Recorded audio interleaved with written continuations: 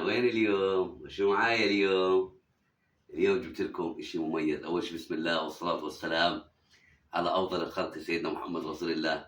بنغيب بس بنجيب لكم شغلات حلوة، بنغيب بنجيب لكم شغلات مميزة لأنكم مميزين، وأنتم عودتوني على التميز، فما ما بلبق فيكم إلا إشي مميز. اليوم يا إخوان جبت لكم حبة كوكر تبارك الرحمن، حبة بتسبح للي خلقها، طفرة من الألوان المميزة والفخمة والأكبية. طبعا حبايبي للي ما بيعرف الكوكر بسموه فرخ الكاسكو من قوة كلامه، من أقوى الببغاوات والحجم الصغير بالكلام. فإخواني اللي ما عنده إمكانيات يشتري ببغاء كاسكو أو ببغاء متكلم قوي، اليوم جبنا لك الحل. تشتري ببغاء كويكر بأدي لك الغرض وبتعلم كلام قوي جدا وتسبيح وذكر رب العالمين. والحبة يا إخوان مميزة. طبعا حبايبي كيف ما مسكتها وكيف ما جعلكتها وكيف ما عملت فيها، الحبة تبارك الرحمن عبارة عن عجينة. ربي يبارك ويطرح البركة لصاحب النصيب. لا تنسوا يا حبايبي المتابعة لتشاهدوا كل ما هو جديد في عالم الببغاوات والحيوانات الأليفة.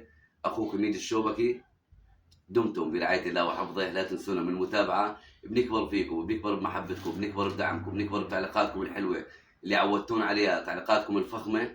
وإن شاء الله القادم راح يكون أجمل بمتابعتكم. تحياتي للجميع، وشوفوا لي التحفة الفنية، وأفلح من ذكر رب العالمين وصلى على رسول الله.